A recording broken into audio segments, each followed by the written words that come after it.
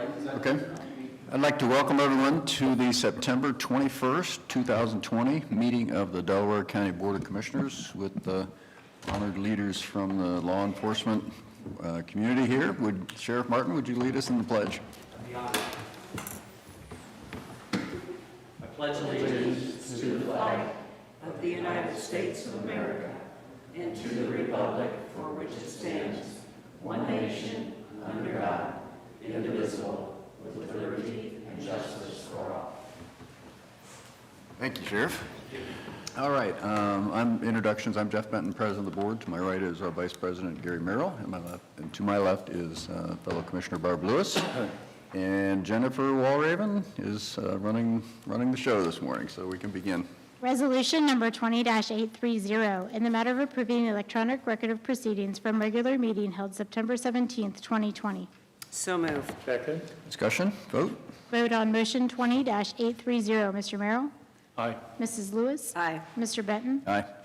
Resolution number 20-831, in the matter of approving purchase orders and now certificates and payments of warrants in batch number CM APR 0918, memo transfers in batch number MT APR 0918, and procurement card payments in batch number 0918. So moved. Second. Discussion, vote. Vote on motion 20-831. Mrs. Lewis? Aye. Mr. Merrill? Aye. Mr. Benton? Aye. Resolution number 20-832, in the matter of accepting the treasurer's report for the month of August 2020. So moved. Second. Discussion, just one brief comment. The rate on the STAR account is down to 0.23%, so those rates continue to fall. Our yields are going to continue to fall. It's the downside of the low rate environment. So anyway, let's vote. Vote on motion 20-832. Mr. Benton? Aye. Mr. Merrill? Aye. Mrs. Lewis? Aye. Resolution number 20-833, in the matter of declaring personal property not needed for public use and authorizing the sale of personal property to Deputy Tim Shams on the occasion of his retirement. So moved. Second. Discussion? Chief? Good morning, Commissioners. Dave Wiseman with the Sheriff's Office. I'd like to say a few words about Deputy Tim Shams and how important he's been to our office over his career. When I first came to Sheriff's Office, Tim has always been that go-to guy. Just to highlight his career, he started out with the City of Upper Arlington as an auxiliary officer in 90 and 92, became a reserve officer in 1992 to 1997. When Tim came to Delaware County, he's done a lot of things here in Delaware County to help the citizens, and he's also made a lot of inroads and things that we still do today. In Delaware County Sheriff's Office, he was a patrol deputy from 1997 to 1998. He was a detective from 1998 to 2006. He worked in court services from 2006 to 2009, and he also worked Ohio Homeland Security from 2009 to 2013. He worked child support from 13 to 18, and his last stint here has been in my division with community relations from 2018 to 2020. In that time frame, Tim also did recruiting, and Tim would talk to all the recruits and say, hey, what do you want to do? And Tim could explain everything in the office because he's done everything. Tim's been through all parts of the office, has given up a lot of time and effort with his family support also. He's a great asset to the office, and I hate to see him leave on a personal note, but I know it's best for him as he wants to open up a new chapter in his life as he moves forward. I'd like to publicly thank Deputy Shams for his service to our community here and how a great job he's done. Great. Go right ahead. Welcome. Thank you. I'm Tim Shams. I want to thank the commissioners for being such support to the Sheriff's Office. I want to thank the community for the same thing. And I feel blessed in a lot of ways to have served here. It's been an honor and a privilege, and I've had a great career, and my family thanks as well. Great. Well, Sheriff, did you have some I'll make remarks? some closing remarks after the next one, Okay. for both of them. Okay. I don't know, we'll probably save remarks as well then. Yeah, I think it'd be. Until after both Yeah. resolutions are ready. Let's vote. Vote on motion 20-833. Mr. Merrill? Aye. Mr. Benton? Aye. Mrs. Lewis? Aye. Resolution number 20-834, in the matter of declaring personal property not needed for public use and authorizing the sale of personal property to Deputy Matt Graham on the occasion of his retirement. So moved. Second. Discussion. Thanks again, Commissioners. Dave Wiseman with the Sheriff's Office. almost like a broken record almost at this point. Deputy Graham has served this office in an outstanding way over the years, very dedicated and overall knowledge of law enforcement. Matt's going to be a very hard person to replace with his institutional knowledge plus also his dedication. Matt graduated from the Police Academy in 1992 and started with the Franklin County Sheriff's Office. In 1995, he was hired by Sheriff Al Myers as a deputy sheriff to his current position. Throughout the time in the office here, Matt has held positions in court services, been a patrol deputy, an FTO, a patrol sergeant, a detective, a township deputy, a commercial enforcement deputy, a training officer, and a couple of the big highlights for me personally, Matt's been on the Honor Guard since 2001. In 2003, Matt started playing the bagpipes also. So when I first met Matt, he's our firearms guy, he's taking care of our range and ammo, and then all of a sudden, he wants to meet one day after the POW parade, and I go, Memorial Day rather, and he has his kilt and everything. I said, Matt, what are you doing? He goes, I also play bagpipes. So he's a very unique individual. He's given a lot of time and service to the community whenever needed. Again, another outstanding deputy we're really going to miss, but again, it's best for him and his community, that his family rather, that he starts the next chapter. So thank you. All right, great. Thank you. Welcome.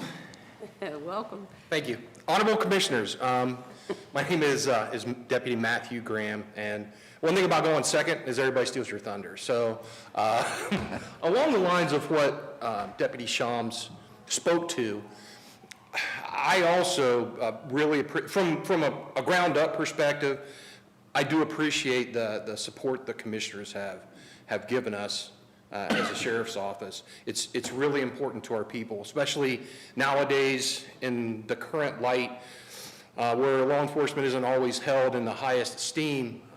We need that support, and it's very important. Coming up, I believe the chief is working on purchasing a simulator for the office, which I'm pretty certain you're all aware of. Huge piece of equipment. It will help the counties, lower the county's risk by far. It'd be a huge asset. So being a training officer for about 9 years, my interests are strongly in training and those type of things. And if we can train our deputies, it offers them the best chance to help the citizens of the county. It's been my honor to be here 25 years. It's been great. Probably, I can't imagine myself doing anything else. Best job out there. A lot of highs, a lot of lows, but the highs certainly outweigh the lows. But I do need to, I think it's about time for me to spend a little more time with my wife of 30 years and my 2 children and my grandchildren. So I appreciate all your consideration and your support. Thank you. Great, thank you. Thank you. Thank you. Sheriff? Thank you, Commissioner. Sheriff Russ Martin, Delaware County Sheriff's Office. I want to just close with some remarks on both these deputies. There's over 6 decades worth of law enforcement experience there that the Sheriff's Office is going to lose. And you just don't replace that kind of institutional knowledge and experience overnight. It takes years. And that's why I've come before you in previous budget considerations regarding adding more supervision, because when you take seasoned officers like this and they move into retirement, which they've certainly earned, you lose all that experience. But I just want to say briefly, while Chief Wiseman has kind of summarized their career, I look at both of these deputies and consider their legacy. And they've been faithful servants to this community, this county, and to our country in regards to the service that they've performed. Tim Shams, his son is a Reynoldsburg police officer, so that generation, he continues with generational legacy in law enforcement.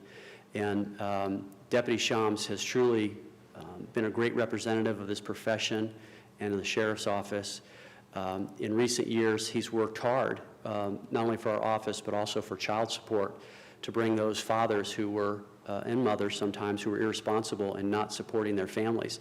So again, his legacy goes beyond just the here and now, but helping those people who are less fortunate. And then lastly, I think of Deputy Matt Graham and how he's been a trainer for all these years.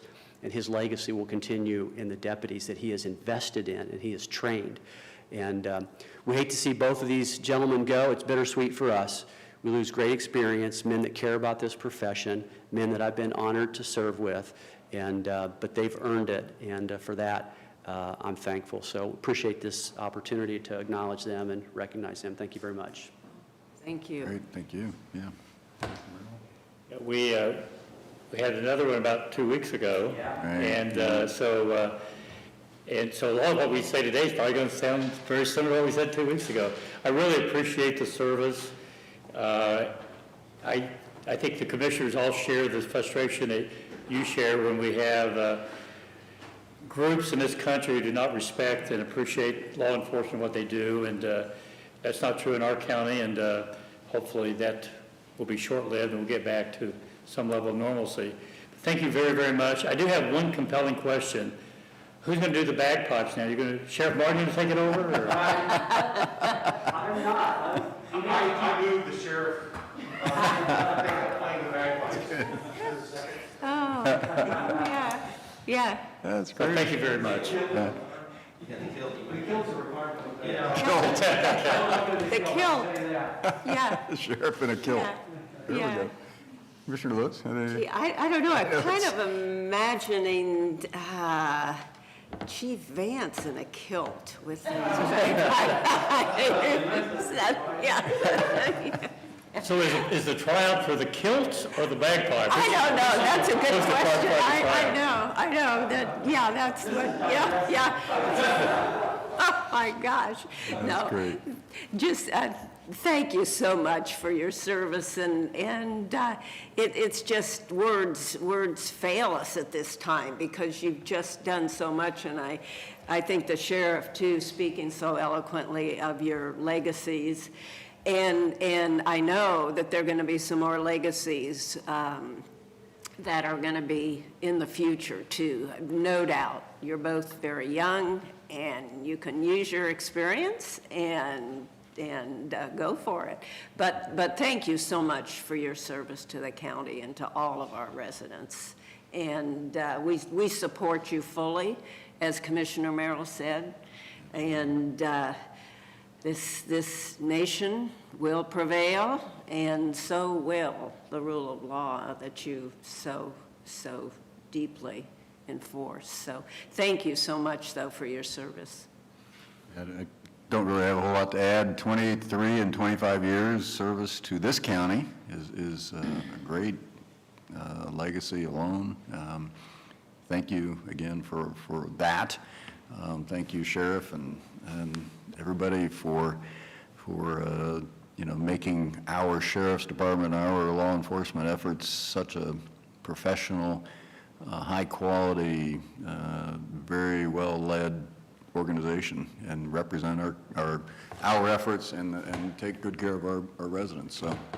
So thank you all. Best luck in retirement. I'm sure you got a lot of good years ahead of you, and you've earned it, and that's just really neat to be able to enjoy those years. We are losing some good ones, Chief or Sheriff. It's unfortunate, but knowing your history, you'll hire a bunch of new good ones, and we'll bring them in, and they'll make a positive difference as well. So again, thank you all. We do need to take a vote.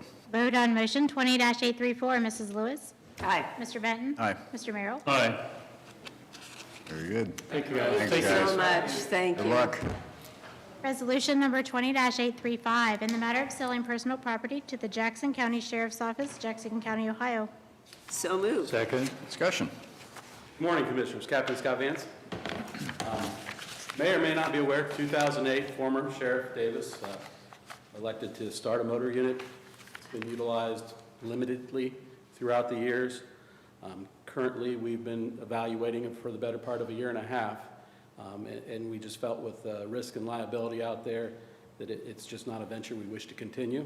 The bikes are in pretty decent condition. I've done some research with NADA, as well as Kelley Blue Book, and the local Harley Davidson, who offered us 7 just at that point, and they were the ones that maintained them. By acquiring those, we had numbers anywhere from a low end of 6,300 to a high end of 8,300 on the newest of the 2 bikes, or 3 bikes, I'm sorry. We were able to come up with a number that's reflected in those resolutions, and we entertained that, or sent that information out to the BSSA for all 88 counties to take a look at. We received 2 counties' interest, no others, and those is Jackson and Hocking County came out, viewed the bikes, and agreed that they'd purchase those bikes for that money. Well, I did have a question about market value, and I'd already been reassured that was the case, so Yeah, that was my question as well, and I figured you'd have the answer, and appreciate the research and diligence to get the fair value for our taxpayers. Well, the nice part is I'm not going to have to expend any monies out of the budget either to take off police equipment and lighting and stickers, because the service center has never worked on those bikes. We've always sent them out to be professionally worked on through a certified motorcycle technician. So without having to incur more money, they'll transfer over. Sounds like they'll be used for the intended purpose, is what they were purchased for. Okay, okay. Good, good. Well, vote? Vote on motion 20-835, Mr. Benton. Aye. Mr. Merrill. Aye. Mrs. Lewis. Aye. Resolution number 20-836, in the matter of selling personal property to the Hocking County Sheriff for Hocking County, Ohio. so moved. Second. Any further discussion? Again, Captain Scott Vance, and the same thing I just said, if that's okay. Okay.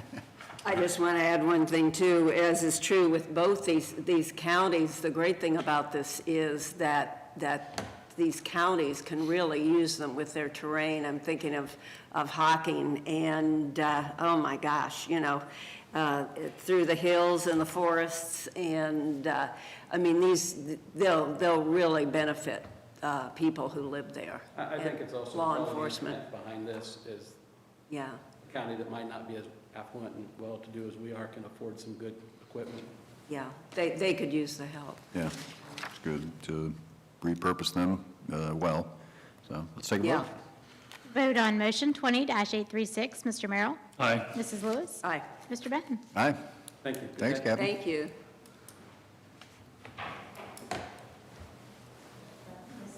Rebecca. Brett coming in? Here. Brett. Yep.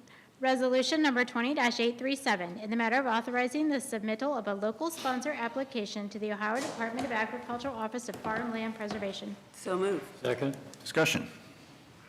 Morning, Commissioners. We have not been told how much money is available. We for need you this. to identify yourself. We're recording this. Rebecca Longsmith, Delaware Soil and Water. Great, thank you. So as I was saying, we have not yet been told how much money will be available for the 2021 funding year, but we have been told there will be funds available. There have been more local sponsors applying every year, so those amounts vary, but we still do have landowners that are interested in applying for the program. So we're pursuing being local sponsors on behalf of yourselves again this year. Okay. Don't know if you have any feel for what budget impact this might have to this agricultural program yet? Yeah, like I said, we haven't been given a whole lot of information other than there just will don't be know. funds available. Yeah, I think that's the way most organizations are sitting, is nobody really just knows. I like the people at the State House know yet. I mean, they're Right. working on plans. So But you would expect in some of these areas, there's going to be some significant there will be some adjustments. cuts, yeah. All right, other questions? Vote? Vote on motion 20-837, Mrs. Lewis. Aye. Mr. Merrill. Aye. Mr. Benton. Aye. Resolution number 20-838, in the matter of granting the petition to vacate the drainage improvement for North Orange Section 1. So moved. Second. Discussion. Good morning, Commissioners. Brett Bacon, Delaware Soil and Water. North Orange Section 1 is a small project that's been on the books since 2007. The history behind it, had the infrastructure, the drainage infrastructure was installed, but the property was never developed. In the last year or two, the original owner of that property, it was a single property project, has split off a section which will be part of I always get this messed up, the Grand Point at North Orange, which is on the agenda here a little bit later today for acceptance onto maintenance. The Grand Point at North Orange has essentially removed the infrastructure that was installed as part of North Orange 1, replaced it with their own infrastructure to accommodate the development. So this is somewhat of a procedural vacation to vacate the old project, and then you'll accept the new project as we move along. The reason the vacation is necessary is that the original owner of that property no longer has any benefit from the newly installed infrastructure. So it would be proper, and our recommendation would be to vacate, refund the balance of the account, and have that original project cease to exist. Okay, makes sense. Vote. Vote on motion 20-838, Mr. Benton. Aye. Mr. Merrill. Aye. Mrs. Lewis. Aye. Resolution number 20-839, in the matter of accepting sanitary sewer improvements for Heather Ridge, Section 2, and North Star Gold Wall Neighborhood, Section 1. So moved. Second? Discussion. Morning, Commissioners. Eric McPeak, Deputy Director of Operations for the Regional Sewer District. This is approval for acceptance of Heather Ridge Section 2, which is 43 single-family lots near the intersection of Hyatts and the new section of Stites in the North Star Goldwell neighborhood. Section 1 is 50 lots near the intersection of Wilson Road and North Galena Road. All right, vote. Vote on motion 20-839, Mr. Benton. Aye. Mr. Merrill. Aye. Mrs. Lewis. Aye. Resolution number 20-840, resolution of necessity for purchase or lease of a motor vehicle for the use of Delaware County Regional Sewer District. So moved. Second. Discussion. This is the new tanker truck for the one that was totaled in July. We received just over $82,000 for the loss of the previous one. The new one is $217,475, and we're purchasing it through the State of Ohio's cooperative purchase program. And I can answer any questions you guys might have at the moment. And you've kept us in the loop, you and Tiffany. Okay. So you know, we understand the background and the need, so. Yeah, very good. There you go. Take a vote. Vote on motion 20-840, Mr. Merrill. Aye. Mrs. Lewis. Aye. Mr. Benton. Aye. Resolution number 20-841, in the matter of setting the bid date and time to receive bids for the Peach Blow Pump Station Improvement Project and the Peach Blow Force Main and Gravity Sewer Improvement Project. So moved. Second? Discussion. Peach Blow Pump Station, the plans were approved a few weeks ago. This is the same project. We're going to start out with a capacity of 0.9 million gallons per day with upgradable to 3.5 and futures, I believe 6.6 MGD. We plan to advertise on September 25th, open bids October 20th, hopefully start construction in late November, and then the completion estimate right now is 18 months. This was all part of the long-term sewer plan, Absolutely, yes. putting these improvements in place. Yeah. Okay, vote. Vote on motion 20-841, Mrs. Lewis. Aye. Mr. Merrill. Aye. Mr. Benton. Aye. Thank you. Thank Thanks, you. Eric. Next. Anderson is next. Resolution number 20-842, in the matter of establishing a new organization key and approving supplemental appropriations for Job and Family Services. So moved. Second. Discussion. Good morning, Commissioners. Bob Anderson with Job and Family Services. Requesting a new org key for our multi-system youth funds. These are funds that we began receiving in state fiscal year 20, and we will be receiving again in 21.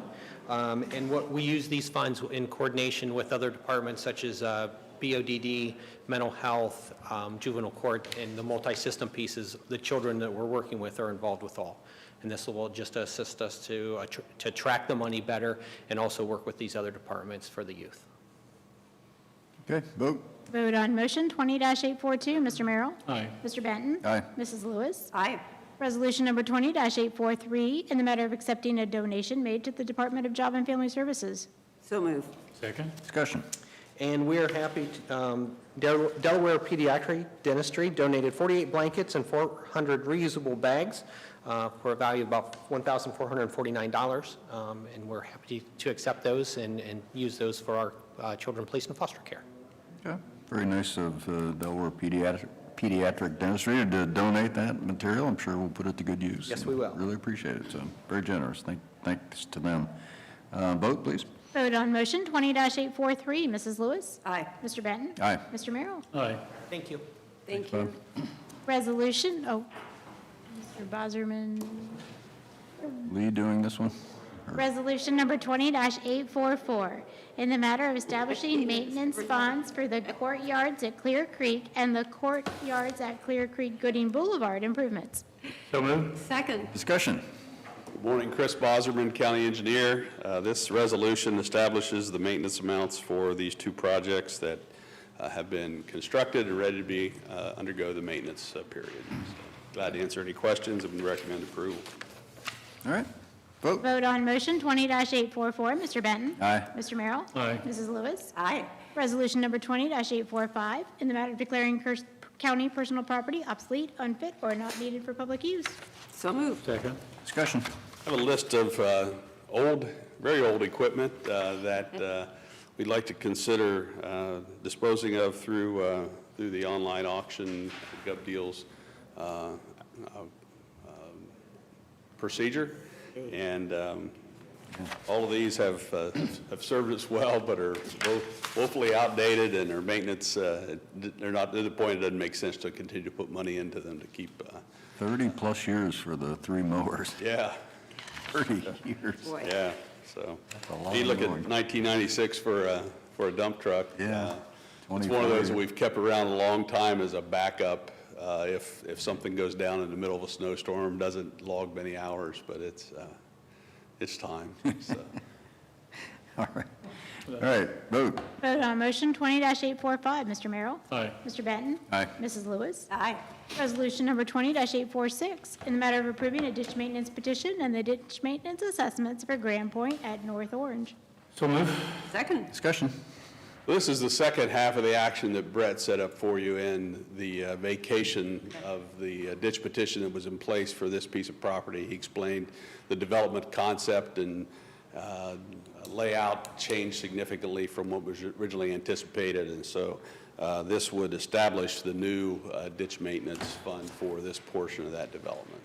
Okay. Where exactly is this, the Grand Point North Orange? So it would be, well, it's on at 23 on is it the vacant? There's a vacant parcel. The parcel, there's a condo association, or the condo right next to this vacant. Okay. This vacant property. Okay, okay. Very good.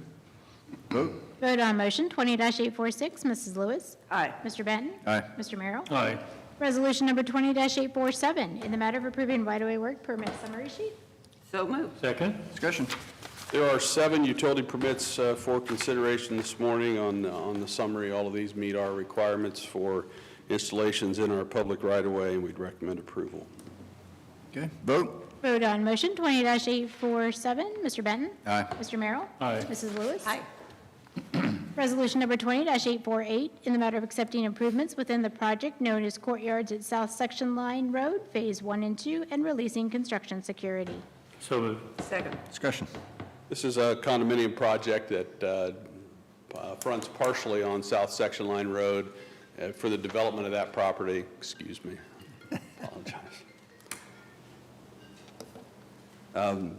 The frontage along South Section Line required some improvements, both for utilities and grading and safety, and they've made those improvements, and we're recommending that we release the surety. Okay, vote. Vote on motion 20-848. Mr. Merrill? Aye. Mrs. Lewis? Aye. Mr. Benton? Aye. Thank you. Thank Okay. you. Thanks, Chris. We will be having Tim Wilson, the Executive Director of Delaware County Convention and Business Bureau, with a presentation here. We'll invite him back in.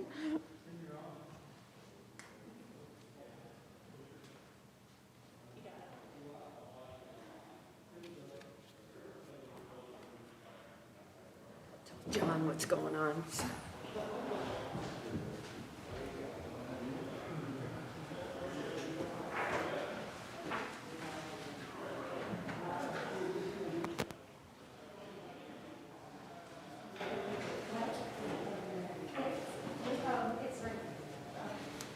Morning, Tim. Good, good. You've got a presentation that, Sarah, you getting that set up? It's all ready, okay.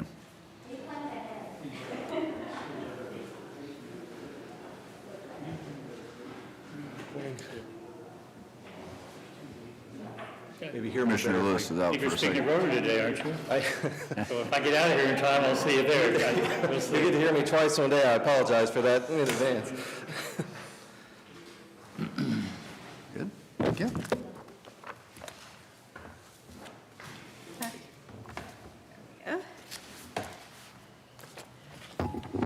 All right. I'd like to welcome Tim Wilson, Executive Director of, what's the title, Delaware County Commission Visit Bureau. Correct, or better known as Destination Delaware. Yeah, I was going to say, I know you go by Destination Delaware. Yeah, legally, we're still recognized as the Visitors Bureau. So Well, welcome again.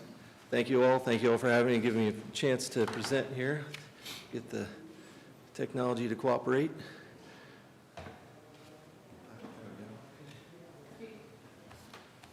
We good? Okay. All right.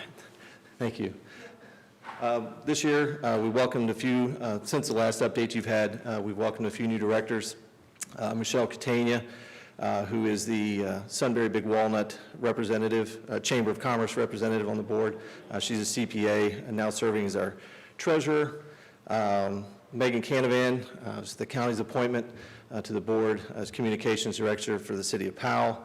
Saber Kershaw, who is the president of the Powell Chamber of Commerce, works at West Banco in Powell, and Rob Thatcher with J.P. Morgan Chase. He is a village councilman in Shawnee Hills and is serving as the Shawnee Hills representative, chamber representative. Staff, I know you hired a new director in 2019, myself, mid-September.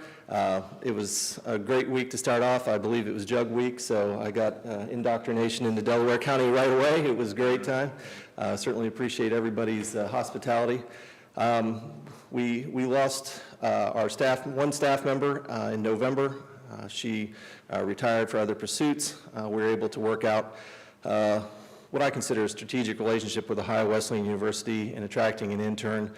She's a psychology major and a business administration major at Ohio Wesleyan. She just turned a junior, Madison Miller. I hoped she was going to be able to be here today, but she had other school duties, which I've always told her that comes first.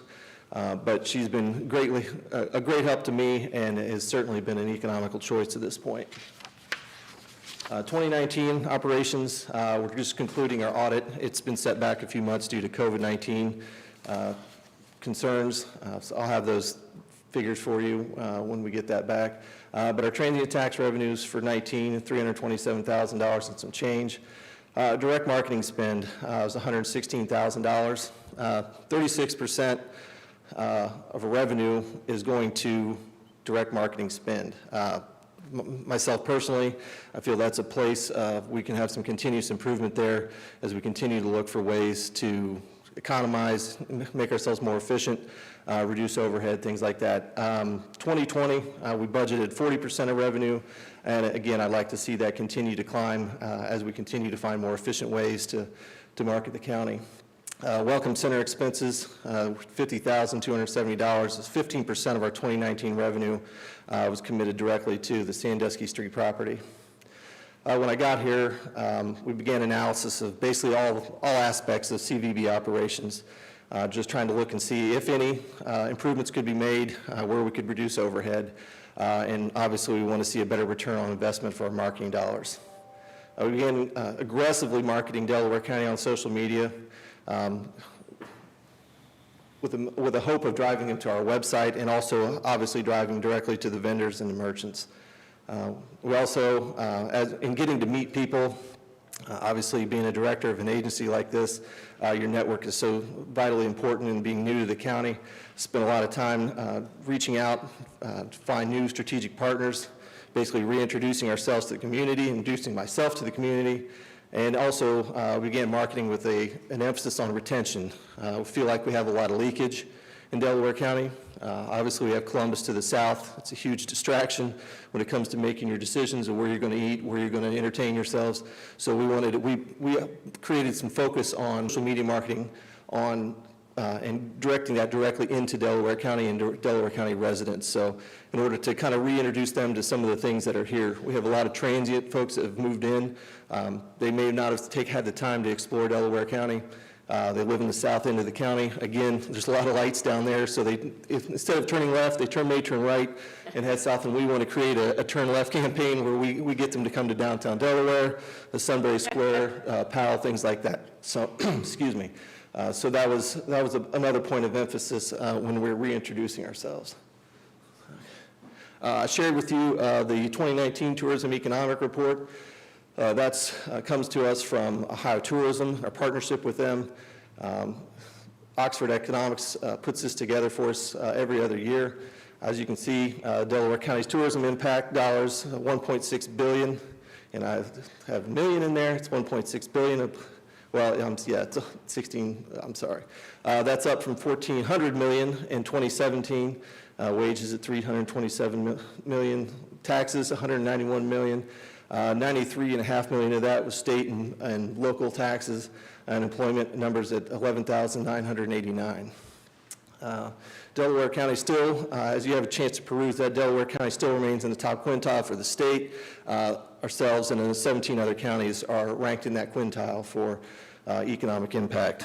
As a central Ohio impact, Delaware County is second only to Franklin County, accounting for 11.4% of the marketing spend in Central Ohio region, which basically contains all the contiguous counties of Franklin. So, and we far exceed, I think Fairfield County is the next county at 3.6. So Delaware County far exceeds all the other counties outside of Franklin. All right, 2020 operations. We started off well enough. We're on pace. Marketing transient tax dollars were on budget through March. We started hearing the rumblings mid-March that something bad was coming down the line and it could cause us some problems. We talked about that at our March board meeting. Thankfully, we had moved to Cohatch at this point. In doing so in our smaller footprint, we needed to digitize all of our documents, so we did that back to the inception in 1995. It took a while, but I think it's well worth it. It's certainly easier to find things now, and we don't have to have an entire storage unit and keep file boxes in. Estimated savings, approximately $10,000 annually using Cohatch for office space. We're still continuing to look for some opportunities to collaborate on some additional office space where we might even be able to reduce that further yet. We also updated our accounting software to cloud-based.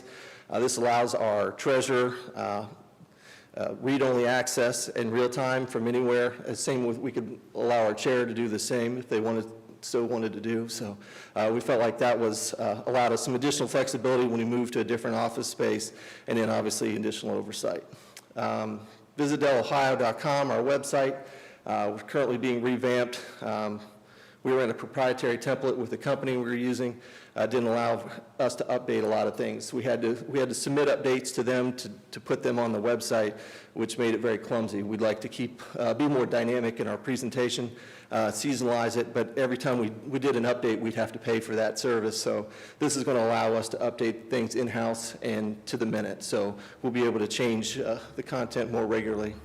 We also will provide better analytics we'll have some Google Analytics to share. We'll be able to better track how our reach is, and then also the mobile-friendly platform. We assume that probably 60 to 70% of the people using our site are on their phone or on a tablet, and our current site isn't the most friendly to those mobile devices.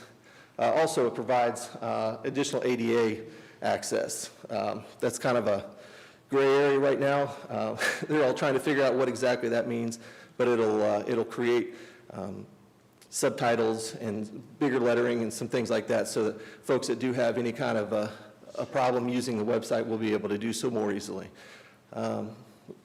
CVB, and in January, we partnered with Polaris Fashion Place, print marketing. I'd hope to bring you a copy of that, but I don't have any left. The Experience Columbus Guide, we bought the inside 2 front pages, which I'm not sure how Experience Columbus feels about that, but Polaris Fashion Place was up for this, and we were able to purchase those 2 pages and split the cost, which certainly helped us have a much bigger ad with a reduced expense.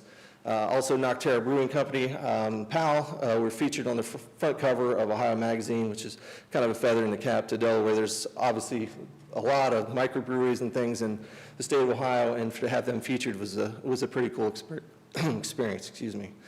Obviously, stay-home orders came out mid to end of March. COVID-19, between the concerns and the stay-home orders, obviously we were in a kind of a conundrum where how do we market responsibly for travel and tourism when everyone's told they shouldn't travel or tour. So we kind of had to reinvent ourselves a little bit.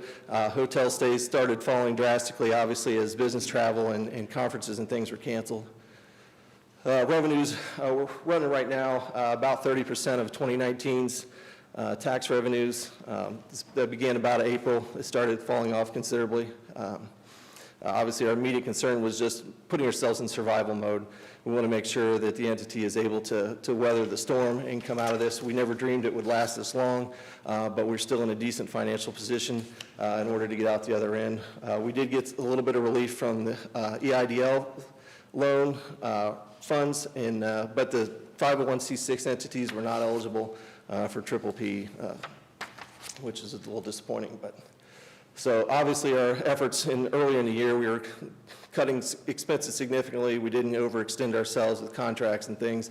We were able to put our PR firm on standby, which allowed us to actually, believe in August, we finally were able to operate in the black with the money, the tax revenue we were taking in. So we also saw early in the year, we pivoted more so from promoting travel and tourism to promoting local business, buy local.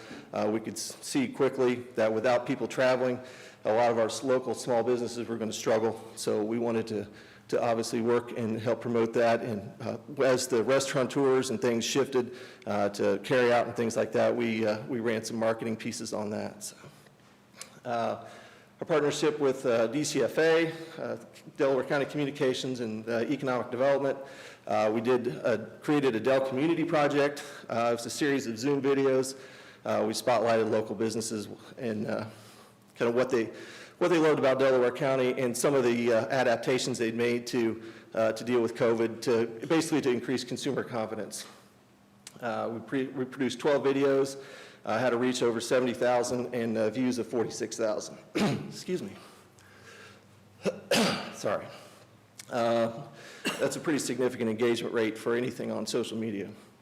The CVB, we also continue to promote and do business spotlights. We did a collaboration spotlights with DCFA. To date, our collaborative posts have reached 220,000 people with engagement over 40,000. So we certainly appreciate DCFA stepping up and helping us collaborate on some things and help offset that cost. We launched the Where in the World campaign. If Maddie was here, she is the face of the Where in the World campaign. As you know, hi, I'm Maddie with Destination Delaware, as she's now become known. We've also just recently launched a Don't Have to Go Far to Feel Far Away campaign, which is designed to kind of highlight more of the outdoor activities in Delaware County, and we're marketing that more into the Columbus metro area. So as people make their travel choices, rather than go states away, we have the most shoreline miles in the state of Ohio. They can come right here. It's a 20-minute, 30-minute drive. So we certainly want to highlight those things. We also are revamping the Delaware County Wine and Ale Trail. The name was a bit of a problem for some folks. They didn't understand what some of that meant. So we've relaunched that with a new name. We've got a new brewery coming in Shawnee Hills. I'm not sure exactly the name yet, but we're excited to see that, a new microbrewery in Shawnee Hills. Right now, we're currently working on fall promotions. We're emphasizing agritourism. I don't think anything speaks to fall and harvest together. Obviously, Leeds Farm, Lerner's Pumpkin, Miller's Country Gardens, and others as we find them. If they're providing some kind of a tourist attraction, we're going to certainly work to promote that. Digital media, website. We had a 12% increase in website traffic in 2020 as our new site's being built. We've already talked about that. Website visits in 19, 705,000. As of today, we're about 535. We should be at about 800,000. We hope to see that increase as with the new site comes online. It's a lot more user-friendly, and will drive more of our social media traffic onto the website with itineraries and such things. Facebook, Instagram, our followers are up 288%. I think we're going to reach 10,000 followers by the year end, which will allow some intermittent advertising opportunities. Weekly page reach in 19 is 1.3 million. 2020 is 6.9 million. Engagement, 106,000 in 19, 622,000 in 2020. Our engagement rate, I'd like to see a little higher, but again, every time we get an engagement on one of these posts, it's an at-bat for Delaware County in order to compel someone to come here and visit. So to see 622,000 reaches, that's been in somebody's phone, their computer, their tablet, somewhere that our face has been in front of them. I think that speaks volumes. Welcome Center, I wanted to circle back to that. The board decided early on in my tenure that they didn't feel that the current Sandusky Street property was the best return on investment. Our numbers of visitors could be less than 10 per week. That was a pretty expensive adventure, so we thought we'd move our operation to Cohatch. There was looming the deal, a collaboration with Main Street, the Sheets Building, with the City of Delaware, that we could build or create some kind of a welcome center in downtown Delaware, collaborating with Main Street to do so and being able to share the cost of an employee. We have put forward a proposal to Main Street for that welcome center, and we're waiting for feedback. We also secured a kiosk at Polaris Fashion Place Mall to serve as a travel information center. Polaris greets over 10 million visitors annually. It's by far the largest tourist attraction in the county. We thought, what a better place we need to be than in the mall. Obviously, budgetary concerns have put that project on hold temporarily, but the mall is still engaged and still willing to move forward in that when our budget becomes available. Strategic partnerships, obviously we started off trying to meet people and try to create avenues for collaboration. The DCFA has been very helpful, helping us with social media collaboration and business spotlights. Obviously, I need to thank Bob Lamb in Economic Development and Jane Hawes at Communications. They were great when I first got here in introducing me to folks and getting me steered in the right direction. Columbus Zoo, we've done quite a few Where in the World's down there already. We've gotten some backstage access to some things. Obviously, Polaris Fashion Place and the Outlet Mall, Preservation Parks. One Delaware and the DC-23 project. I'll touch on that in a minute. Main Street. Hopefully we can come to some kind of terms on a welcome center collaboration with them. Our area's chambers of commerce, Experience Columbus, Ohio Wesleyan. We're actually able to put together a tourism kind of a survey for Ohio Wesleyan when we were working with a hotel developer, the one down here on the south end of town, in order to try to compel that developer to build here. So have a great line of communication with the university at this point. Also, the Delaware Area Career Center, there's many more, but we certainly reached out to them to look into their culinary arts program and possibly some additional ServSafe training. Obviously, as we continue to grow our tourism opportunities here, we're going to need staffing for those locations, and they have a great program down there going at this point. The DC-23 project, appreciate being invited to participate in that. We were also able to contribute at that point, which we were proud to do so. See a lot of opportunity in the 23 corridor, some wayfinding, some traffic calming, things like that. It's going to help visitors get through there and obviously and also be able to know what is there. Sometimes it's a little confusing, so I think there's unlimited potential with that once it all gets rolling. And I know I got an email from Kelsey at Economic Office that they'd have the logos and things finished at this point, so that's good to know. City of Delaware Economic Task Force, we worked with the Health Department on the Be Aware Delaware campaign for downtown, tried to create some continuity and COVID marketing for business owners to use when guests arrive, so that there was a consistency in message when people got there. City of Delaware, Ironman, we were working closely. We'd met several times with a gentleman from Colorado. I was a very big advocate for having a finish in downtown. I think it's going to be a much more marketable tourist event if the runners are actually finishing in downtown Delaware. Also, the Delaware Municipal Airport, Tom Holman had reached out to me. We want to have a meeting to discuss. I think there's a bunch more opportunity there, not only from travel and tourism standpoint, but from economic development. We're close enough to Columbus that we can service the north end. So aviation is a particular interest to me as well, so that's maybe why I got on that in the first place. Columbus Area Tourism Alliance, I'm happy to share I have a travel sentiment study that basically Longwood's research went out and polled a couple thousand people about what their travel plans are and what their travel plans are going to look like.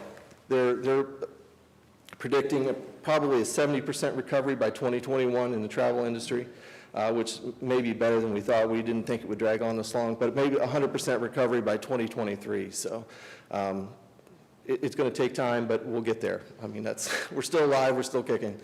Obviously, the Little Brown Jug is not what it used to be, unless you want to watch simulcasting, but we're looking forward to and talking to several people about how we can make that, that's Ohio's Kentucky Derby, and there's unlimited potential there. And I think that's something that, as a CVB, we're certainly going to drill down on and do whatever we can to help market that and get that, and lift that up to what it really is. Obviously, PowFest and the myriad of events that were canceled, it's depressing to someone that's in the marketing business to take things off of the calendar of events, but we did a lot of that this year. But we're all looking forward to 2021 and getting refired and how we can get things moving forward. So that was it. Thank you. I apologize, I kind of cut through that pretty quick. I know we're short on time, and I wanted to get over as much of that as I could. I spared you the pictures and the pie charts, just so we could bust through the text as quickly as possible. So I'm happy to answer any questions. As if anyone would like that traveler sentiment study from Longwoods, I'm happy to forward that to you electronically. It's about 70 pages. Or I would have printed you guys off each one. Okay, yeah, tough year. Certainly wasn't in my playbook. Goes without saying, on the bed tax that Sarah manages, last month, we were back to close to 50%. Now, that's total county. Right. Not the same group of hotels that you rely on. But, so, again, that was a question I was going to ask about, is how you go forward as you recover, CVB recovers and Delaware County recovers from, the almost complete shutdown of the travel and tourism industry. And you touched on it. So. Okay. Yeah, the business spotlights have been very well received. Again, focusing on a shop local. The radius for our marketing right now is about 40 miles around Delaware County. As we see traveler sentiment improve and consumer confidence improve, we'll start ranging out like we would normally.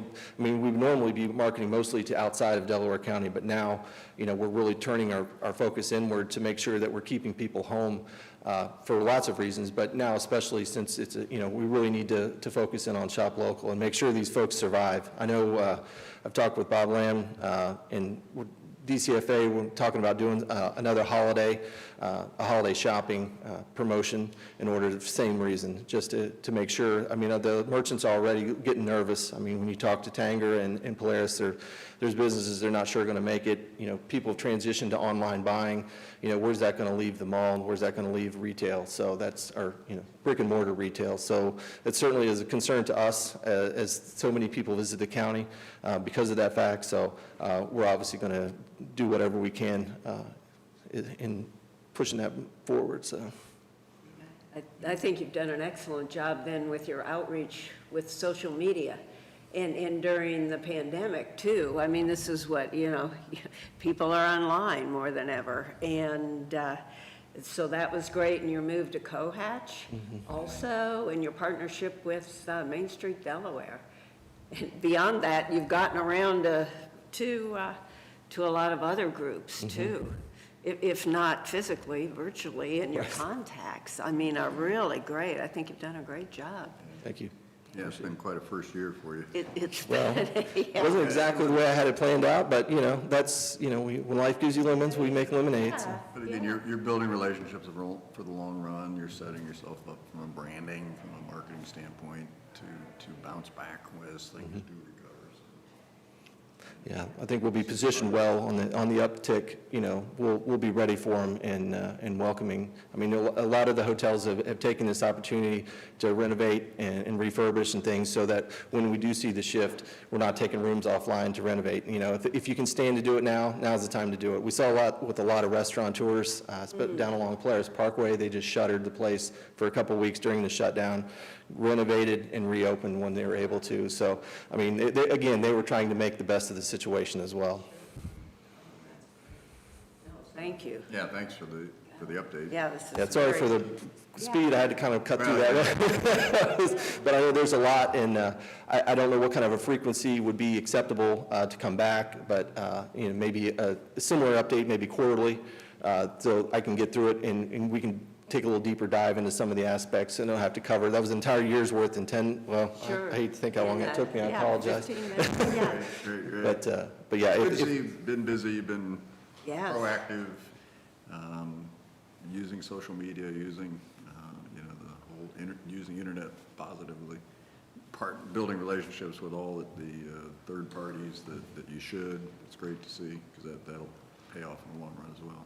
Thank you. Good first year, tough one. Yeah. Well, they couldn't get any worse. I shouldn't say that, but find something to knock on. But yeah, it's been rough, but I certainly appreciate the support. And everybody in Delaware County has been very welcoming in getting things moving. So it's a marketing dream come true up here. I mean, other than we obviously COVID, I mean, everything, Sure. there's so many things here. Delaware's got so much going on. It's really exciting place to market. So no regrets with the transition? None.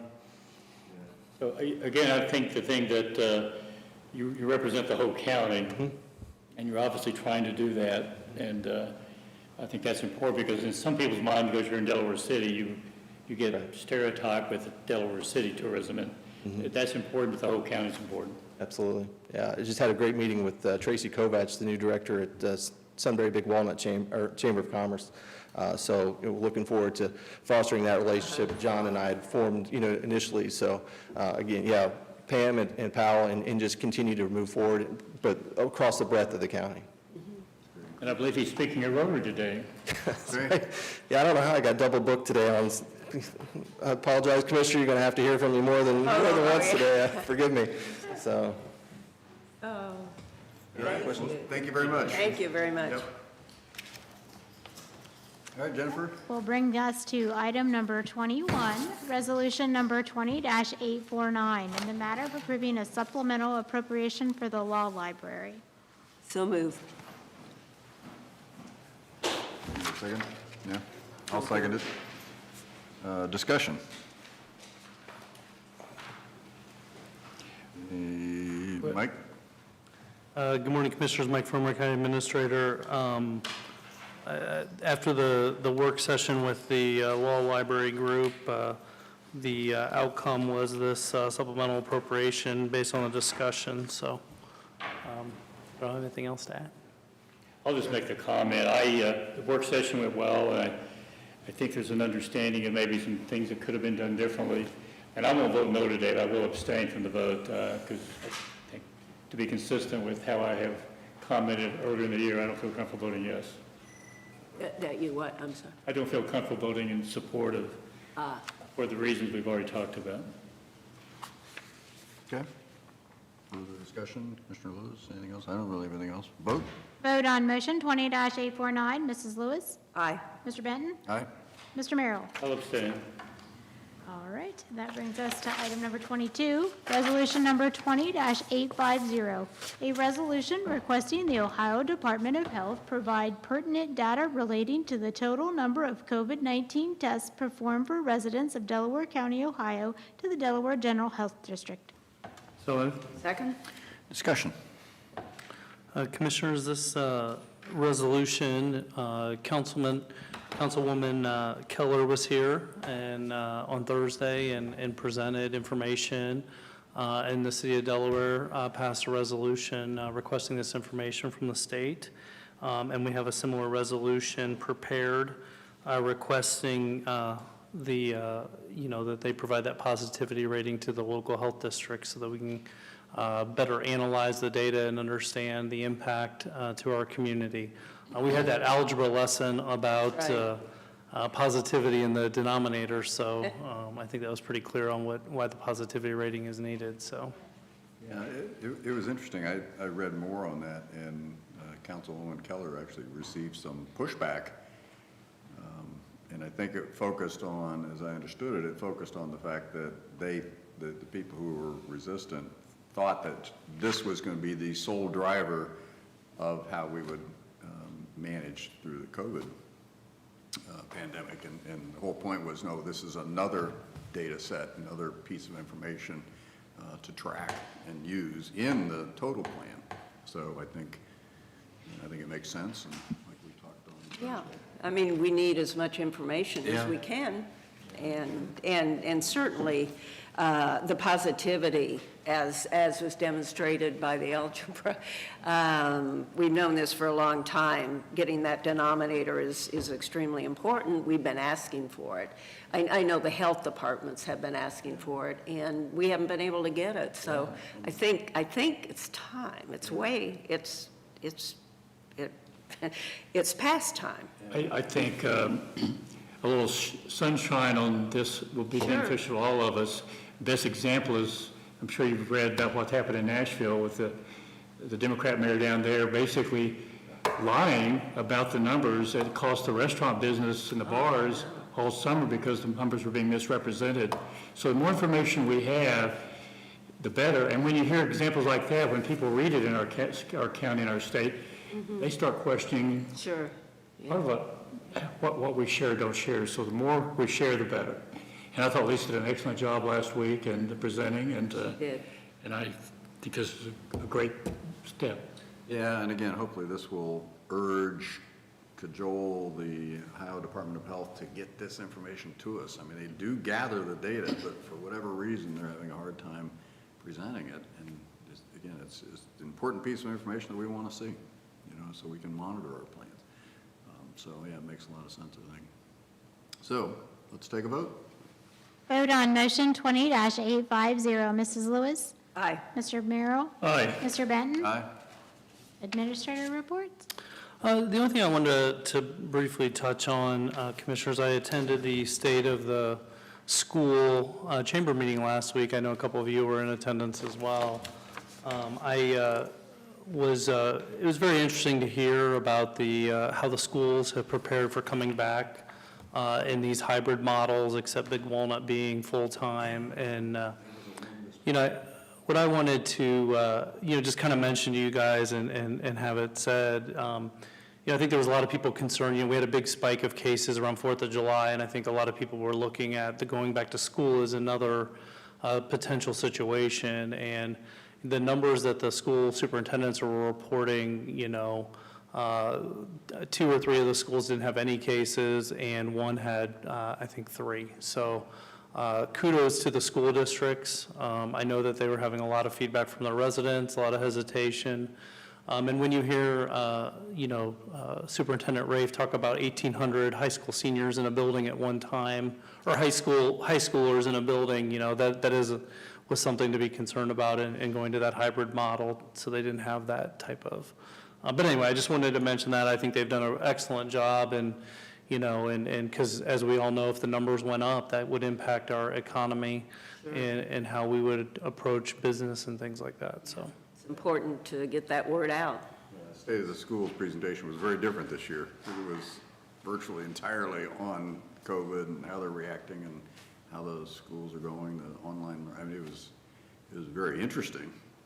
I felt confident that we have 5 excellent superintendents in our 5 school districts here in Delaware County, so they're doing a great job. As a side note, I thought it was interesting that to think about having a elementary age child that would have to sit at a computer for 5 hours a day and keep their attention on learning virtually, kind of put a different feel to that, and how hard that probably is for the teachers and the students and the families to keep the attention, during that time frame. There aren't many 6-year-olds that are going to sit at a computer for 5 or 6 hours. No. Not squirm. So anyway, it was interesting, some of the anecdotes. But okay, anything else, Mike? No, that's it. Okay. And you'll let Lisa know that we've passed this? Yeah, I will. Good. Commissioner Merrill? Just a couple of things. I know it's a long meeting, and Commissioner Ben and I both attended the Veterans event Friday night. Very, very well attended, and we can never say enough appreciation, show enough appreciation for our veterans and the service that they have given us and the freedoms we enjoy today. And unfortunately, many of the people today don't get that message either through the schools or through their parents or whatever, and they have no appreciation for the sacrifices that were made, and from lives to injuries to, I spoke to somebody over the weekend who, I won't identify who, but whose Vietnam service is now been diagnosed with a form of cancer due to Agent Orange, and these people gave up a lot, and they're still sacrificing to this day. So we can never say thank you enough, and I think the event that we're going to do November the 11th, when we rededicate our monuments out front, and I think the plan is November 11th at 11 o'clock, so it's just, Oh, at it 11, goes well okay. to 11, that's the plan right now. Okay. And I know Marissa's working on that, and so I know it'll be it'll be well done, and one more chance for us to say thank you. I think I had one other thing, and I just don't recall. Had a CCO board meeting on Friday, virtual, which is one of my, really enjoy those. But 2 hours virtually is a long time. I really enjoy it. And the only thing I'll mention, the junior fair this week, and it's going to be different this year. They're basically looking for donations, and I got it online this weekend and signed up. I plan on, but basically, as I understand it, it starts Wednesday at noon and then it goes through Saturday at 8 o'clock, I believe. And basically, you're making donations to the various young people rather than you're actually not buying their livestock because of this year. But if anybody wants more information about that, let me know. But try to find ways to support these young people, because it's going to be a little different this year, and I think they're going to have a little more trouble raising the money to help subsidize what they have put into these animals. And so please go out of your way this year to contribute and help them out. And that's all I have. Commissioner Lewis? I asked CCAO Deputy Director John Leitz to also attend our solar presentation, which is coming next. I was talking to John about a week ago about it, and he brought up a lot of points that I thought were really good, and I thought, okay, I need more information on this, and then he's here to, at whatever point you want to bring him in to answer any questions, so. Okay. Is that it? That's it? Oh, sorry, that's it. Just a couple of things. Yeah, the Veterans Dinner was very well attended. There were 200 and some people there, appropriately handling things. And again, it was good to see clearly, and normally there'd be 600 at one of these events at the fair, but hopefully we'll be back there next year and can include more folks. Went to the Little Brown Jug Way unveiling. Commissioner Merrill was there for that as well. The area, the Pennsylvania Avenue between, let's see, Liberty Street and Euclid was rededicated as an honorary street name of Little Brown Jug Way, and Tom Wright, the Fair Board Chair, unveiled it, or the Little Brown Jug Chair, I mean, unveiled it, and it was very neat. He got in a bucket and was raised up. Oh, and then, He's got to work on his driving skills. yeah, his bucket skills. Bucket skills, I guess. But it was neat. It's nice, again, to honor Little Brown Jug, which is this Thursday. It's going to be remote. There'll be a handful of people in attendance. The owners are allowed to attend in the stand, so it'll be very limited. There is online simulcasting, online betting, so I would encourage everyone to participate. It'll be a great jug race, regardless of whether there are fans in the stands, but it's always more fun and better with the fans. But this year, just not going to happen. We have Land Bank Wednesday. I've got a SEPCO board retreat on Friday. We're going to talk about a whole bunch of things. And that is it for commissioner reports. So we have our Scioto Energy presentation. I can invite, Okay, so next is a presentation by Scioto Energy on solar energy, and we will welcome our guests to that. Morning. Welcome. Morning. How you doing? Sorry to keep you waiting, but Oh, that's all right. No problem at all. county's got things to do, and anxious to hear your presentation. Sure. We do record this, so if you could introduce yourself, and we'll turn it over to you. Awesome. Well, thank you again. My name is Greg Beckert. I'm with one of the managing partners of Scioto Energy. We're an energy brokerage and consulting firm in Columbus, Ohio. I'm here today to spend a little time with the three of you to hopefully demystify renewables a little bit and their role in the energy marketplace. debunk some myths about aggregation, the benefits, the potential risks that we have, and then also, more importantly, give you an opportunity to ask me some questions, and hopefully, again, help you guys kind of understand a little bit more as you continue down this path and exploring the possibilities of incorporating renewables for the county's electricity consumption. Background information on myself, first of all, I've been in the energy space a little over 25 years now. My partner, Suzanne Buckley, has been in it over 25 years as well, both on the wholesale side, trading side, and then we started Scioto Energy back in 2009 and have grown it to be the largest brokerage and energy consulting and brokerage firm here in the state of Ohio.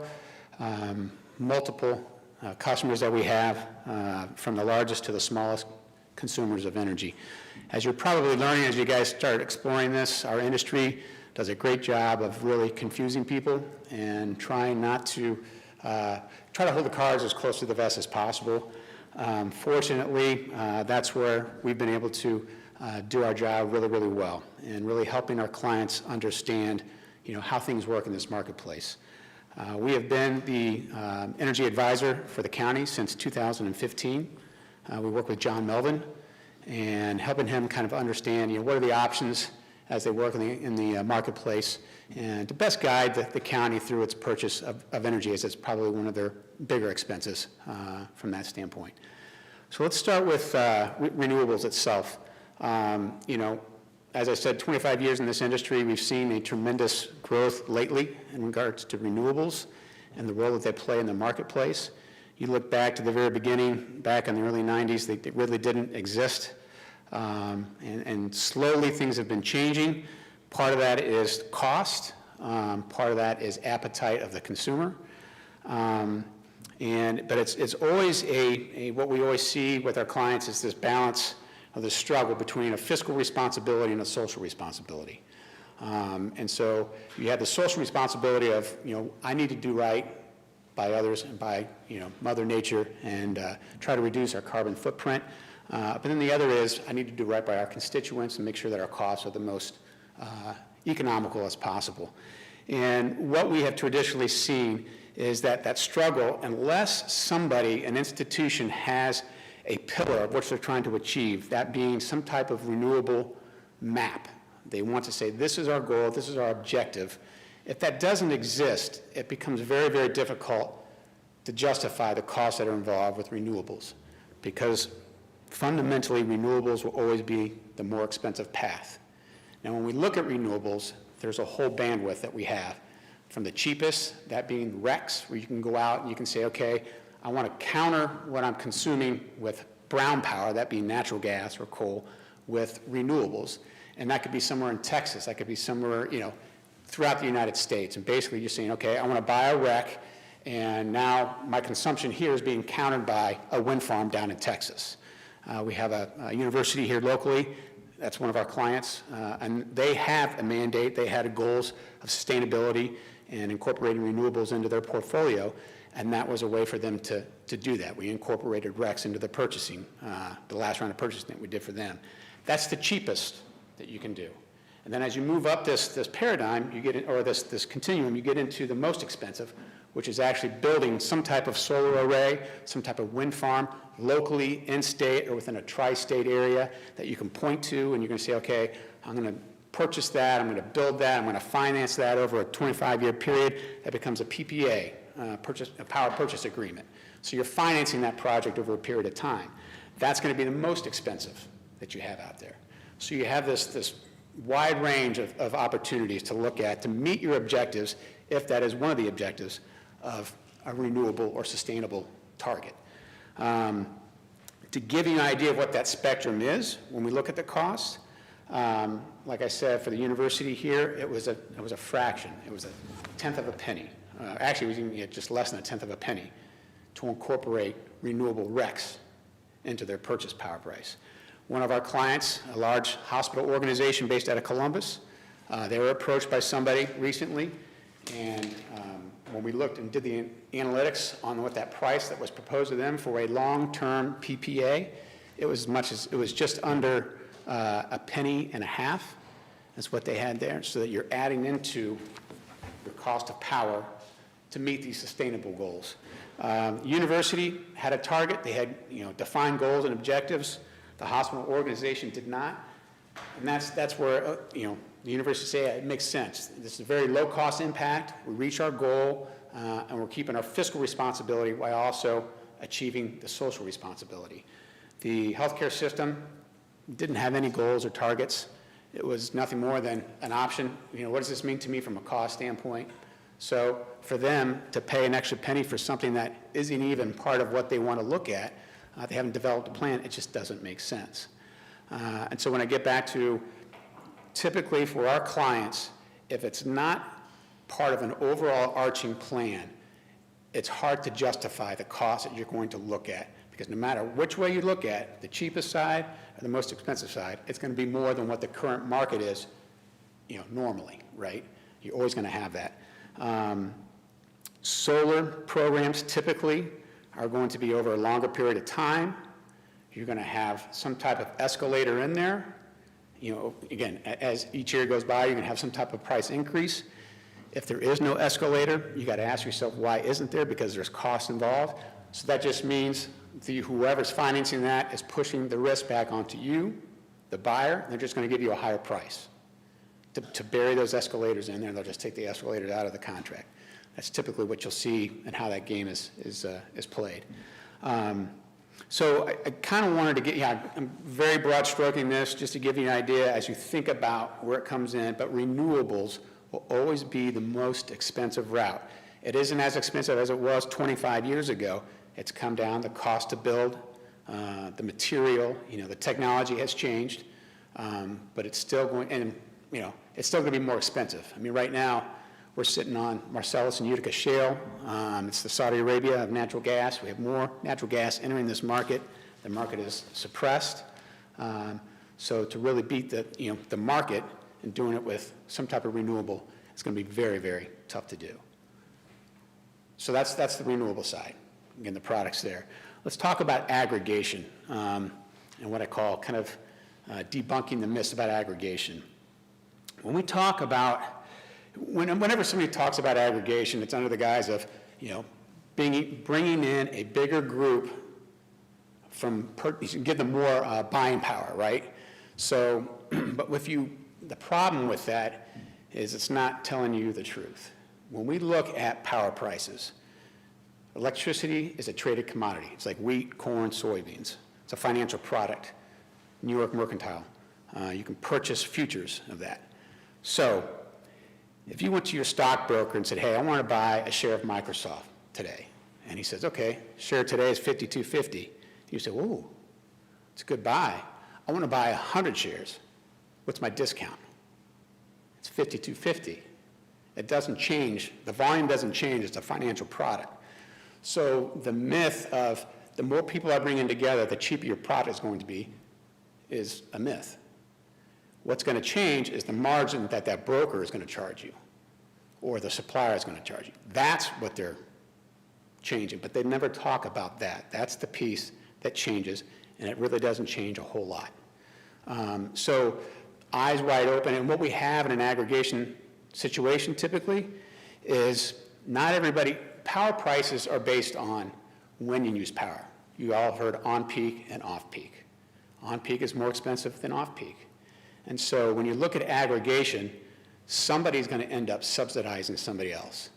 So Delaware County could end up subsidizing Cuyahoga County or one of the other counties because your loads are never identical. They're all different. Some use more power on-peak, some use more power off-peak. The off-peak users are going to offset those that are using more power on-peak. It gets a better rate overall. So typically what we tell our clients is you're better off, unless you have a very, very bad load factor, which is the efficiency, the amount of how you use power based on your demand. So like, for example, a one-shift operator is going to have a very low load factor because they come in the morning, they flip on all their switches, the machinery comes on, that's a huge spike in their demand, but they only run 8 hours a day, versus somebody that's running 24/7. They never have to spike those machines. They're running 24/7. They're going to have a much higher load factor. That price is going to be a lot better than the low load factor guy. So we typically tell our clients, unless you have a very, very bad load factor, you're better off being priced on your own merits and how you use power to avoid the subsidization of somebody else. Now, yes, the county might be subsidizing some of its own accounts via, some of its larger accounts, but you're not subsidizing somebody else. So, being one of the top 15 size counties in the state, a lot of the larger counties do not participate in aggregation. I can guarantee you more than likely you will be subsidizing a larger group by participating in some type of aggregation versus participating individually and based on your own merits. And we participate individually, correct? You participate individually, yep. Everything that we do, when we go out to bid, everything is just solely the County of Delaware and its accounts, and that's it.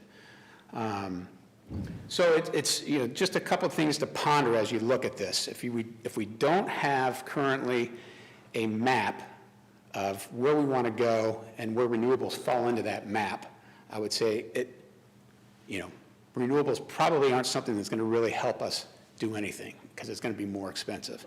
But if you have this social responsibility that has been defined and you want to meet that objective, then yes, it's probably worth exploring because it's defined. It's some goals that you want to meet. If curiosity is something that is piquing your interest and you want to explore solar or renewable opportunities, as your current advisor, we have staff that goes in, and when the details come back from whoever the entity is that's providing this opportunity, allow us to do the analytics. This is what we do, and we can tell you what the true price will end up being, what you'd expect to pay going forward. Keep in mind, again, risk. There's two types of risk that you have in every deal. You have commodity risk, which is the energy piece itself, and then you also have distribution risk, which is the utility cost. We'll understand those two components, give you a full view, so you guys can make the best decision based on your appetite and direction of goals and objectives. What is the best path to go down? I'm going to stop there. I'll give you guys an opportunity to ask any questions. Hopefully, it makes a little bit more sense today. I have a question Yes. based on one of your comments. One of the issues I had with this whole thing was, why in the world would you put a solar array in Ohio with so many cloudy days? If it really trying to be efficient, you'd put it in the southern states because a lot more sunny days. Mm-hmm. Now, the question I have is, would the distribution cost be higher if they're transporting the energy from Arizona and Texas than it would be from in Ohio? Is there a differential there or the same? No, it's the same. It's an accounting process. You're not actually taking the electrons aren't tagged for Delaware County and traveling, cross country. It becomes, okay. It's homogeneous. Yes, exactly. Yeah, exactly. I'm just curious based on a statement you made. I wasn't sure how that was. Yeah. So in theory, the distribution cost is not a factor in the cost. Right. So it's not like we have to look at what's the cost to bring those RECs from Texas up to here. It's just what's the cost for those RECs to retire those in our name, and then we still have costs of distribution system here, but not coming from up to Texas, from Texas. One last question, I'm done. Where do you see, again, we don't know what we're going to do, but where do you see our costs being going forward compared to where we've been the last couple of years? Well, right now we did just a 12-month agreement, and that just started, I could be wrong, but I believe it's October is when it starts. So we have 12 months there. The part of that reason was John wanted to really make sure that you had the opportunity to explore renewables to see if it fit within what you guys are trying to accomplish. So we did a shorter term agreement. Power prices have been somewhat bouncing around a little bit. They've been holding within a certain range. There's an abundance of natural gas coming out of the ground. We look at natural gas storage. That gives us an indicator of what the market could do, because in the wintertime, there's a big battle over those molecules. You got power producers battling for natural gas as well as those that use it to heat. So there's that huge dynamic. But natural gas storage is extremely full. What's that? Oh, in June. Okay, I'm sorry. Going back to the current agreement is June. So natural gas being full, fundamentally, there shouldn't be too much of a move in the market if we have a cold winter. It should stay relatively flat. We're starting to see it tick down just a little bit as we get through the summer months here. Hard hard to see, so that's the commodity piece. So that's what we talk about, you have commodity risk, right? The harder piece that we've been battling over these years is the distribution risk that we have. So when I talk about distribution, that's the utility, in this case AEP. And because of the ESP program that we have, the electric securitization plan that was set in motion with Senate Bill 221 back in 2008, the utilities have really done a good job of going in and saying we need this cost, and not really having to justify with the commission why these costs have been going up. So when we first did this deal with the county, it was probably a 30 to 40% reduction in just the commodity costs that we had. But at that same time, you've seen the distribution costs go up and up. So originally, going back to 2015, I would say the commodity piece was probably about 70 to 75% of your overall utility cost. Today, it's probably about 60% to maybe 55%. We've seen distribution, and that becomes harder and harder to manage. Well, it's partly due to the fact that energy costs for natural gas is cheaper today than it was 5 years ago. Yes. So yeah. that would also lower. So that's compressed it, yeah. And, the utility has also, because of Senate Bill 221, the utility has migrated away from a cost to serve. So whatever the cost of coal was to produce that electron, they just went and charged the customer, whatever that was. They didn't make a markup on it. So we sign a contract, assuming we sign a contract, really the contract has to do with the commodity. The distribution costs are completely separate. Exactly. No control. Right. We try to monitor and try to figure out, I kind of liken it to having an accountant. So, everybody there's this universal tax code that we're all exposed to, right?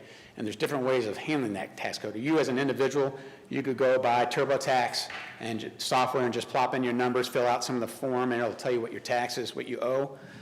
Or you could go to GBQ or some other large accounting firm and say, help me figure out how I can reduce my taxes.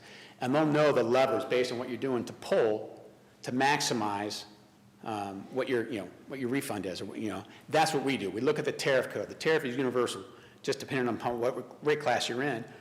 Excuse me. Our job is to help you navigate that. Are we maximizing those opportunities and pulling those levers to reduce the distribution cost as much as possible? No, go ahead. One of the concerns that we expressed when John was here a couple of weeks ago was the subsidies, that are given to solar, yeah, renewable energy organizations. And it seems like John did some research and gave an estimate, I think, of 20% as being the effect of the subsidy on electric rates of renewables. Where are you on subsidies and the future of those subsidies?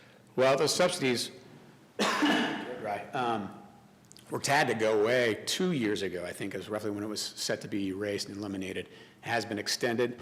So, the longevity of that is anyone's guess. With the election year coming up, that's kind of like that distribution risk. You don't really know what's going to happen with that. Whoever comes into office, President Trump has a view, and Biden has a different view. And which way that's going to go, anybody knows. I think it's becoming more and more likely that you'll see those subsidies go away because the technology has gotten better, the cost is getting less. They don't need as much to go in and say, we can pencil this out and make it work. So I would say long-term wise, they're probably not something that are going to stick around for a long period of time. They were already set for one sunset. I got to believe the next one would be coming sooner as opposed to later. The impact of, I don't know if you've actually studied Palmer's proposal or not, but the impact of us signing on for a 25-year agreement is with the subsidies and with keeping it to 20 to 25% of the usage, it ends up raising our price a couple tenths of a cent. Does that seem realistic to you? Is that a realistic overall increase? Yeah. I mean, like I said, we looked at a large user hospital group out of Columbus, and it was about a penny that we saw and their PPA was about a 20-year PPA, I think it was. So that's probably in line. Now, the comparison they use is 4.6 cents per kilowatt hour to 4.8 cents, I think, so 0.2 of a cent. And you're saying one penny. Yeah, so, right now, compared to the market, so compared to where the market is, if you're saying that's what the rate that they're quoting you, that you would expect is a 4.6, 4.8, you're less than that now. And I think the other question you have is, why that might be fixed for a period of time is somewhere in there we have escalators that are involved, there's maintenance costs that have to be included as well. And that's usually where, once you get a proposal, you see all those details, and we can drop those into the models and really see, what are you expecting? Because again, it's not going to be 100% of your consumption is going to be renewables. You'll still have a mix of, covering some of those shortfalls that the solar won't pick up. What's the cost of that power going to look like? So what are you looking at overall? So it's kind of hard to say from where I sit, but it sounds, I guess go into this eyes wide open, and I would suggest too, if it is something you want to explore, we are here for a reason. We've been participating with the county for a long period of time. That's our role, is to help you understand what this truly means. Because like I said before, our industry doesn't do a very good job of being forthcoming. What is our current kilowatt hour rate? I would have to ask for, thank you very much. I don't know offhand. I could get back with you. I should have looked at that before I came in. It seems to me it's in the threes. Is that realistic? 3 cent, 3.6? If it is, it would probably be in the high threes. Okay. Yeah, because it was just a 12-month agreement, so my guess is there wasn't a lot of risk on the four. Well, 4 cores are relatively flat. We didn't have a lot of capacity issues that we had to deal with, so yeah. So if the hospital group you mentioned went up about was that 1 cent increase, was that renewable costs were 1 cent higher than their current mix, or was that a 1 cent increase in overall? Overall, cost? That was yeah. 1 cent increase. So that means that the renewables were quite a bit more than Yeah. 1 cent Yes. higher than. Yep. And the structure that they were looking at was something, again, we talked about just RECs being the cheapest, pointing to somewhere around the country, to they're on the extreme end of, it's being built in this field, I can point to it, this is, it's low, quote unquote local, which means, within the state of Ohio. We have seen some solar farms start in the state of Ohio. There's quite a few. There's Hecate, which is down in southern Ohio, outside of Cincinnati, that the city of Cincinnati is utilizing.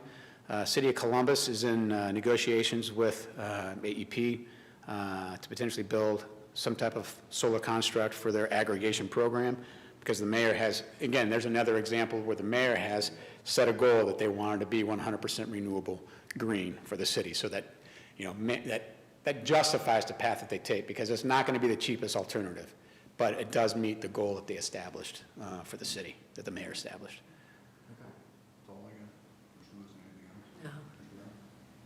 I don't think I have any other questions. Well, I do have one kind of. We're on a one-year agreement now because we made this evaluation.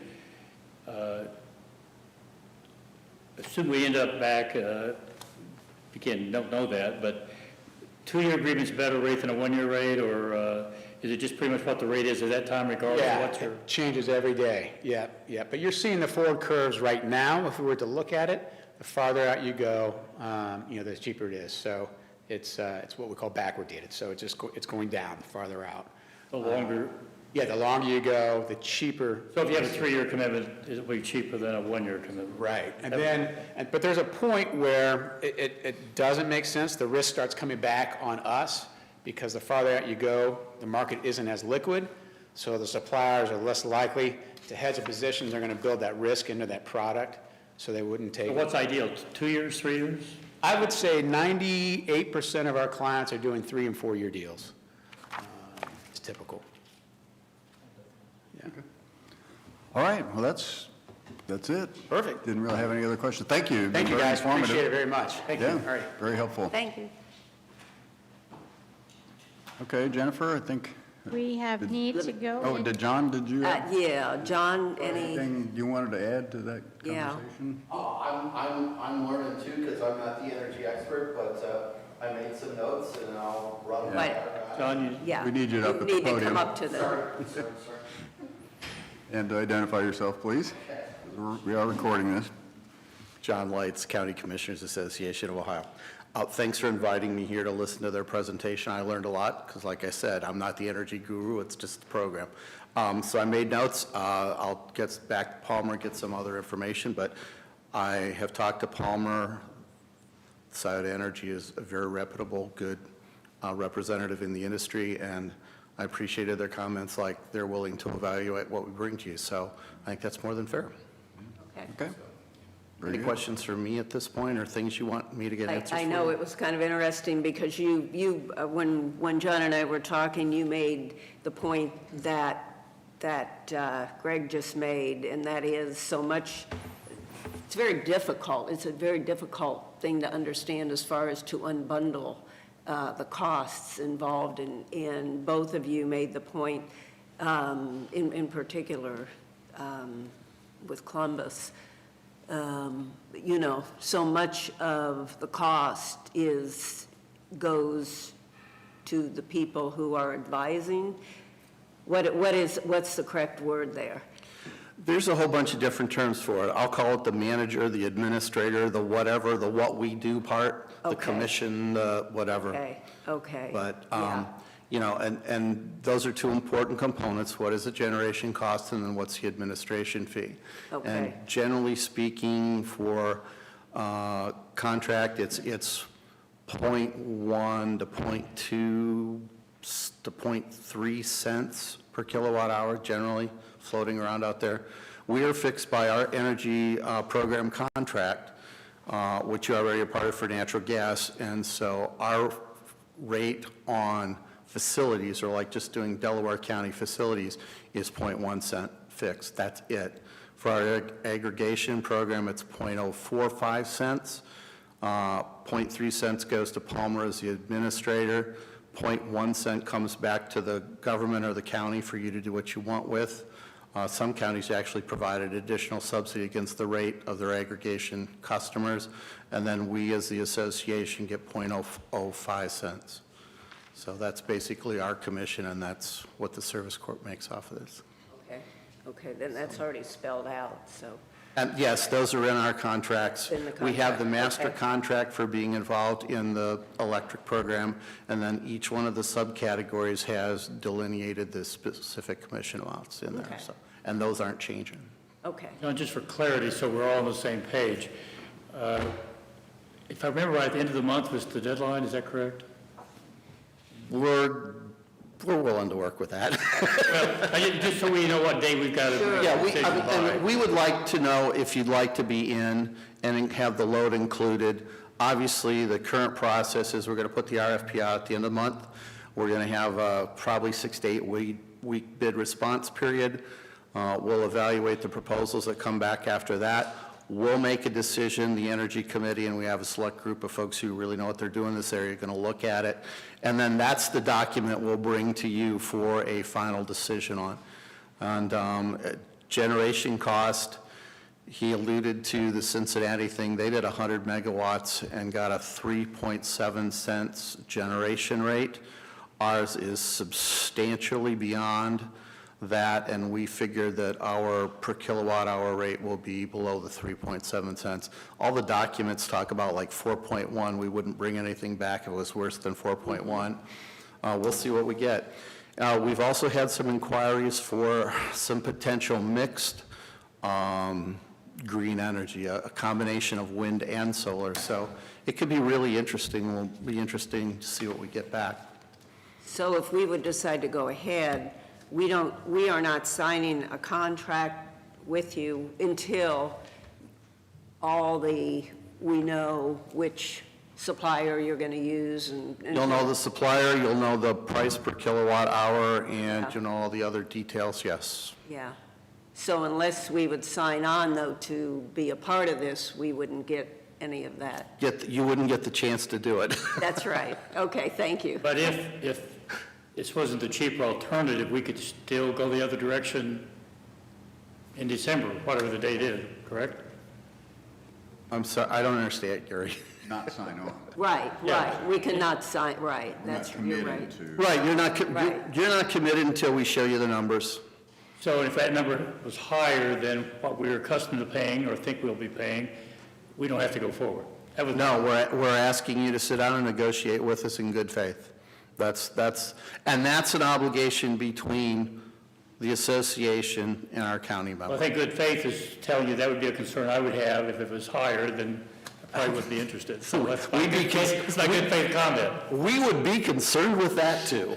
I mean, we're certainly not interested in bringing a program that isn't right, doesn't make sense, and isn't what we're here for our member counties about in the first place. So if we say end of the month, that's a reasonable That's timeframe. reasonable. Okay, just make sure we're all Yes. Yeah, the same- yeah, good And question. what we need to know, if you want to do it, is we need to know the load statistics, that's all, so we know how much we're building in. And the other part of it is when we bring figures back to you, that'll be when you decide how much load you want to put in. If you want to put 10% in, 30% in, whatever. We're suggesting, and we're putting out the RFP, we're suggesting it's a figure based upon an average of 20%, but we'll still sit down with each individual county and actually determine exactly what that load's going to be. Great, Okay. thank you. Very good, thanks, John. Thanks for coming in. Thanks for inviting me. I did learn a lot. I appreciated listening to them, and good to see you all. And now I'm going to Dayton. Now he's on to Dayton, yeah. Thank you, Take John. Be care, safe. John. All right, executive session, Jennifer? Resolution number 20-851, in the matter of adjourning into executive session for consideration of appointment of a public employee or public official, to consider the purchase of property for public purposes, and to consider the sale of property at competitive bidding. So moved. Second. Discussion, vote? Vote on motion 20-851. Mr. Benton? Aye. Mr. Merrill? Aye. Mrs. Lewis? Aye. All right, we are in executive session. So who's gonna- Eric, all right.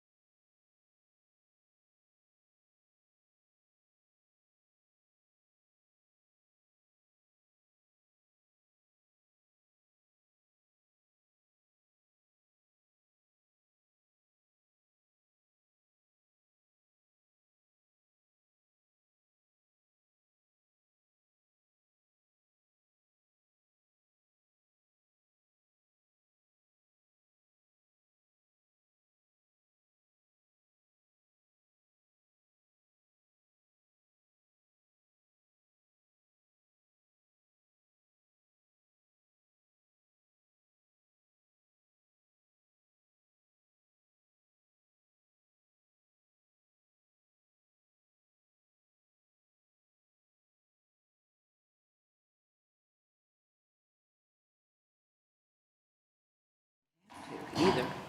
You don't have to. Resolution number 852, in the matter of adjourning out of executive session. So moved. Second, discussion, vote?